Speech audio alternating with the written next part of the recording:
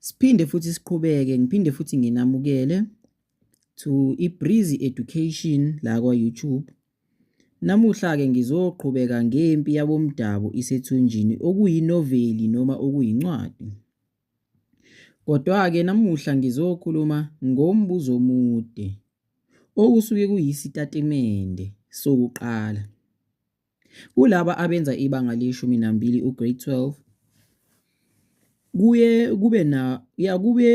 kube khona umbuzo omude ozodinga ukuthi wena usebenzise ulwazi onalo lwencwadi noma lwenoveli. Lapho-ke khona mhlawumbe bazobe nje bekuhlola befuna ukubona ukuthi uyayazi yini incwadi. Ngiphinde futhi ngifinqe lento ngikubonise nezindlela ongaphendula ngazo imibuzo emide. Imibuzo emide ingamamaki amahala ha. Yebo ngizwile eyamahala ha. Nginezizathu zokuthi ngisho lento engiyishoyo. Ngiyazi emva kokubukela le video uzobe usuvumelana nami. Mhlambe manje nje ushaqekile uyamangala ukuthi hayibo ukhuluma ngani lo muntu. Kodwa hlala nami ke la singene endabeni. Umbuzo omude ke ziningi izitatimende abangakunika zona. Awuthi ngikubonise noma ngixoxe ngombuzo omude owaphuma ephepheni lika Matikuletsheni grade 12 okwakuyiphepha lokugcina lesiZulu upaper 2. Sithi ke lesi statimende ukubukela phansi abanye abantu kakhulukazi abomndeni kungakuholela ezinkingeni ezinkulu ongagcina uzibona usudinga noma usufuna usizo kubo labo bantu okade ubabukela phansi. Ngiphinde futhi ukubukela phansi abanye abantu kakhulukazi abomndeni kungakuholela ezinkingeni ezinkulu ongagcina uzibona usudinga noma ufuna usizo kubo labo bantu okade ubabukela phansi. Bese umbuzo ke uthi hlaziya lesi sitatimende ubhekise kule noveli ethi Impi Yabomdabu Isethunjini. Impendulo yakho mayibe ubude obuphakathi kwamagama angama-340 kuya kwangama-390 for 25 marks. Sonke siyazi-ke ukuthi uma uphendula umbuzo omude phecelezi njenge-English i-essay, uma uphendula umbuzo omude uyaye kube nesingeniso. Qaphela-ke ukuthi isingeniso sakho siyakwazi ukuheha noma ukudonsa umuntu ozobe maka iphepha lakho ukuthi abe nentshisekelo yokuyifunda into yakho ingambangeli isithukuthezi noma nje igcina mhlambe isimbhora lento oyishoyo. Sengiyaboleka-ke ukumbhora, alikho kodwa igama elinjalo wesiZulu. Ukumbhora. Qaphela-ke ukuthi isingeniso sakho, impeleni isingeniso sakho kumele kube yinto ekwazi ukuheha njengoba bengishilo. NgesiNgisi kuthiwa it has to be attractive. Your introduction has to be attractive. Athi umuntu omaka iphepha lakho mayifunda i-essay yakho amangala asho ukuthi hayi yabona lo mntwana uyashaya, awuthi ngiyifunde lento. Manje ke awuthi ngikwenzeleke isibonelo sesingeniso esihehayo nezindlela ongasibhala ngazo. Mina-ke ngingaphendula ke ngithi angithi umbuzo ubushilo ukuthi hlaziya isitatimende ebesithi ukubukela phansi abanye abantu kakhulukazi abomndeni kungakuholela ezinkingeni ezinkulu ongagcina usuzibona usudinga noma usufuna usizo kubo labo bantu okade ubabukela phansi. Mina impendulo yami-ke sengizophendula-ke ngithi kuyiqiniso elingephikiswe ukuthi ukubukela phansi abanye abantu kakhulukazi abomndeni kungakuholela ezinkingeni ezinkulu. Kule noveli ethi Impi Yabomdabu Isethunjini siyamthola umlingiswa onguPopi kanye noBafana abebethwele ilunda begcina sebedinga bona laba bantu abababukela phansi. Angithi-ke uma uyazi indaba sowuzosho ukuthi ubani abababukela phansi, usuyababala-ke ucele bambukela phansi ngoba waya eyofuna usizo ehluphekile wangalithola. Nakhona uyocelela izingane zikaLinono, uLinono ongusisi kabani? KaBafana. UBafana uPoppy ungubani kuBafana? uPoppy ungunkosikazi kaBafana. UBafana ukhuliswe ngubani? Ukhuliswe nguCele. Angithi uyabona into engiyenzayo ngenzani? Ngiyayixhumanisa le ncwadi noma le noveli. Uyayibona ukuthi ixhumana kanjani ukuthi ubani wazibani, ubani wazibani, ubani wazibani, ubani wazibani. Uyayibona? Ifana neweb, iweb yey'payida noma izicabucabu. Okay.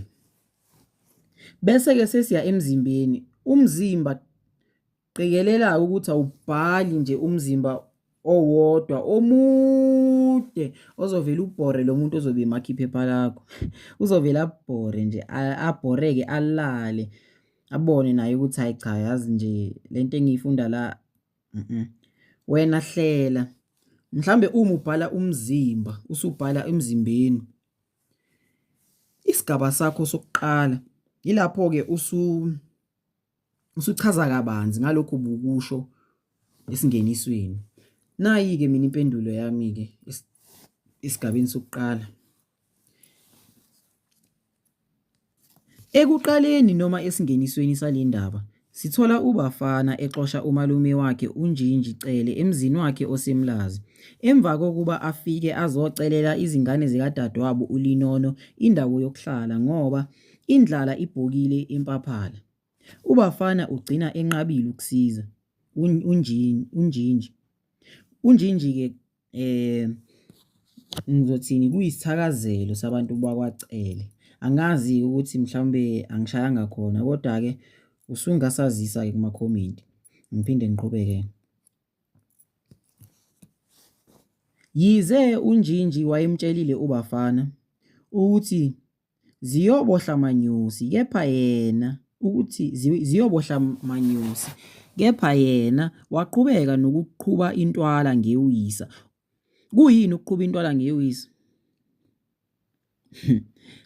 Ngicela ucommente uma wazi ukuthi kuyini lokho. Ekugcineni sithola uBafana eseshaywe impilo waze wazithola esephindela emumva empaphalo. Ngeqiniso lokuthi awukho umgqomo wokulahla umuntu. uNjinji uyamamukela uBafana ekhaya njengendodana yolahleko. Okay. Uyezwa kuthiwani? Kuthiwa ekugcineni sithola uBafana eseshaywe impilo waze wazithola esephindela kuphi? Empaphalo. Usephindela kuba uphindela kulabantu laba ayebadelele babukela phansi. Ingakho-ke lento sisibuyisela kwistatimende sethu esithi ukubukela phansi abanye abantu, ikakhulukazi abomndeni, kungakuholela ezinkingeni ezinkulu ongagcina uzibona usudinga noma ufuna usizo kubo labo bantu babukela phansi. Angithi uyabona-ke ukuthi uBafana wayebukela obani phansi? Wayebukela oCele kodwa impilo yathi simshaya wazithola esephindela kubo labo bantu labo. Ingakho ngesiZulu kuthiwa ikusasa alaziwa. Ungamdeleli omunye umuntu ngoba wazi ukuthi ungamdinga yini kusasa lowo muntu. Ngiphinde ngiqhubeke. Esigabeni sesibili-ke sisesekumzimba. Sisesemzimbeni njalo. Ngiyayifinqa nje ngamafuphi ngithi nje nqambu ukuthi ngithi ukonga kancane isikhathi. Emva kokuba uBafana alile ukuthatha uHlanganisani benoUzithelile. uHlanganisani noUzithelile ukuba uHlanganisani noUzithelile yibo labantwana laba ababedinga usizo. Abantwana bakabani na? Abantwana bakaLinono bahlobena kanjani kuBafana? Bangabashana bakaBafana. Siyaqhubeka. NgesiNgisi phecelezi it's the niece and the nephew. uHlanganisani benoUzithelile. Emva kokuba uBafana alile ukuthatha uHlanganisani benoUzithelile, simthola edliwa ngumona uma bebonakala bephumelela emidlalweni yama-Olimpiki okudlula izingane zakhe. Okay. Kwadlalwa imidlalo yama-Olimpiki. UHlanganisane beno-Uzithelile bazihlula izingane zakaBafana. Izingane zakaBafana obani na? uMelody no-Ethanasia noma u-Euthanasia. Kodwa nje u-Ethanasia noma u-Euthanasia sekuya kuwe nje ukuthi wena uthanda ukumbiza kanjani. Uze azithethelele ngokuthi ayikho into engadlalwa izingane zasemaphandleni ezingenabo nabaqeqeshi abasezingeni ngoba ehlulwa ukuzeseka izingane zikadadewabo uLinono. Ngaphezu kwakho konke asekwenziwe uBafana, kodwa izingane zikaLinono azimulahli kepha ziyamthatha esehlulwe yimpilo. Ziyomhlalisa eMpaphala lapho zisuke sezakhe khona udeda ngendlala womuzi kanye nepulazi. Uyabona-ke ukuthi le nto-ke iphinde futhi ixhumane kanjani nesitatimende. Buka manje uBafana lo wayethi yena ngeke azisize lezi ngane, angeke azihlalise endlini, sekunguye futhi osecela usizo kuzo zona lezo ingane, sekuyizo futhi ezimsizayo ezimondlayo. Ngenkathi uBafana esafunda enyuvesi yaSongoye, wayengafuni ukuhlala nezingane zabantu abamnyama othathe zakhe ngoba ebukela phansi izifundo ababezenza. Kwasho ukuthi kwakuba nalento yokuthi lo ngoba wenze izifundo zesayensi usephumelele-ke empilweni, mina ngeke nje ngibe sezingeni elifana naye. Uyayibona nje leyo nto, ubandlululo nje lolo nje lingasile. Kodwa-ke asikho lapho. Kuthi lapho uBafana esebhekene nezinkinga emshadweni wakhe noMamthimkhulu ahambe eyofuna usizo kudokotela uMdlalose okungudokotela owezemindeni. Ngiyaxolisa kakhulu, owezemindeni. Yize noma udokotela uMdlalose wamkhumbuza uBafana ngesenzo sakhe saSongoya sokuzithwala nokungabaza abanye abantu kanye namandla abo, siyamthola eseba usizo. Angithi uyayibona-ke le nto ukuthi sikanjani. Uzokwenza nje lokho nje ukwenza yabo, ubhale nje ngazo lezo yigameko lezo. Sesiya kuphi-ke manje? Angithi usuyabhala mhlawumbe igaba zakho zibe 4 noma zibe 3. Kuyadependa ukuthi umuntu nje obhala kanjani. Kepha-ke mase siya esiphethweni, usuzoyiphetha kahle uyinonge-ke manje. Uma usuyinonga mhlawumbe usuyayinonga uthi isiZulu siyasho ukuthi akukho qili lazikhotha emhlane. Ngabe sichaza ukuthini leso sisho? Ngicela ungazisa kuma-comment.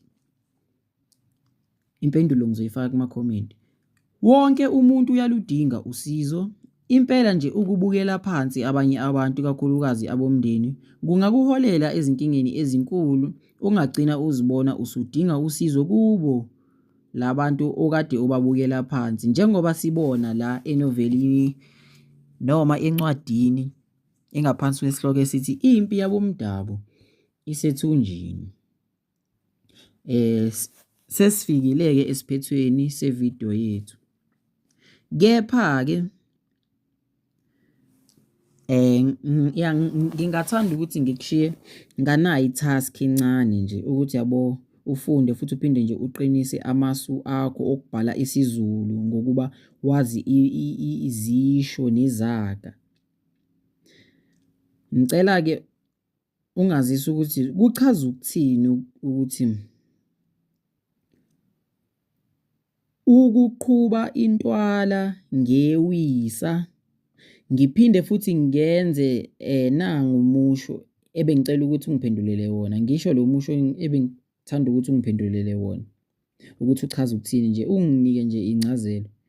Incazelo yalo musho othi akukho zinyane lemvubu eladliwa zingwenya kwaceba iziziba.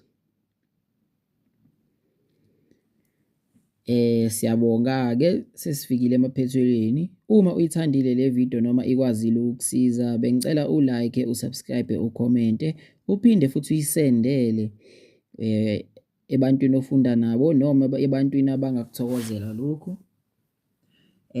On our description, uma nje ungathanda ukudonate noma ukuphosa nje okuncane, uma ukwazi noma unawo amandla, siyifakile imiyalelo yethu phecelezi ama-bank details ukuthi nje nathi siqhubeke senze umsebenzi omuhle. Siyabonga.